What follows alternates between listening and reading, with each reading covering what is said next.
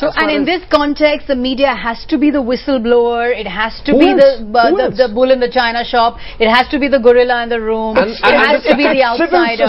It cannot be the insider. It cannot be the insider. But what Radia has done is not wrong, because her job is to attempt to influence the journalist to take a certain viewpoint. And it's known but isn't the way Radia is being presented as this sort of, corporate lobbyist, as if, it's wrong, she's a woman with fangs and corporate horns. lobbying is here to stay. It's a real part, and it has to play its role in a defined part of this whole democratic process. But don't you think, I come down to it, don't you think that the journalists in question were aware that just as a corporate lobbyist for so-and-so corporate house, they also rang up other corporate lobbyists for other house. When they finally made their media product, it was a balanced product. As one of the journalists has written in his blog, that I spoke to both, and I wrote a balanced view based on both. That's fine. If they did that, there's no problem. Then the arm's length distance has been maintained. But the issue is not one of corporate lobbying.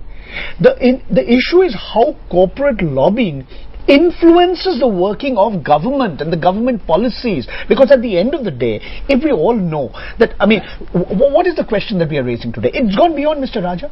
The question being raised is, why was our Prime Minister, if he knew about what was going on, why is he keeping silent? Why this huge hue and cry about this telecom scam, this spectrum scam?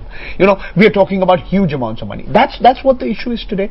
So yes, the media has a role to play. The media has played a positive role. But it's also the media. Remember, for 3 years, a group of journalists have been going hammer and tongs to get this out. And I must tell you, virtually each and every newspaper and virtually each and every channel, including yours, has been exposing, talking about facts of different elements of this huge scandal.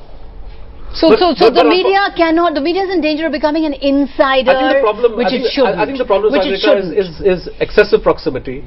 Obviously blunts our ability to take on tough people, right? So I think that there is a need to have a critical amount of distance. Obviously engagement is necessary. But why is there the excessive proximity? Let's talk about that. Isn't the excessive proximity because we all want that exclusive story? We all want that exclusive interview. We all want that exclusive soundbite. So, we're trying to get as close as possible because of the competition. It's also greed. It's not goes beyond that bottle of whiskey or that fancy junket in an exotic locale in some part of the world.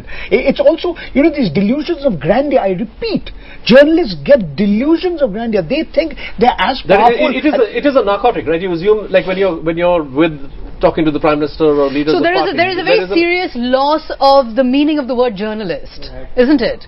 The meaning of the word journalist has been forgotten. I think the journalist has been seen as someone who's elitist and rich and powerful and in the powerful set, whereas the journalist is actually the whistleblower on the outside. But hang on, this is not the journalist we're talking about. It's also the powerful in the world of journalism who are getting this sense of power. You're talking about a section. A section, powerful within the journalist. Obviously in the upper echelons, but also I think the ability of corporates to play journalists at different levels of the game. But I think there is, the need for introspection on our part. I think the questions that you're raising, the debate you're having. I think we all need to introspect, and we all need to look at the institution which we represent, which is the great institution of the free press, and how have we gone wrong, or how can we serve it better. But let's get Suhel in.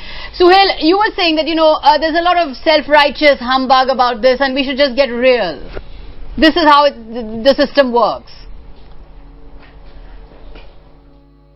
Sagarika, I also believe, in my heart of hearts, that this cannot be a deflection ploy for the government to abdicate its own responsibility.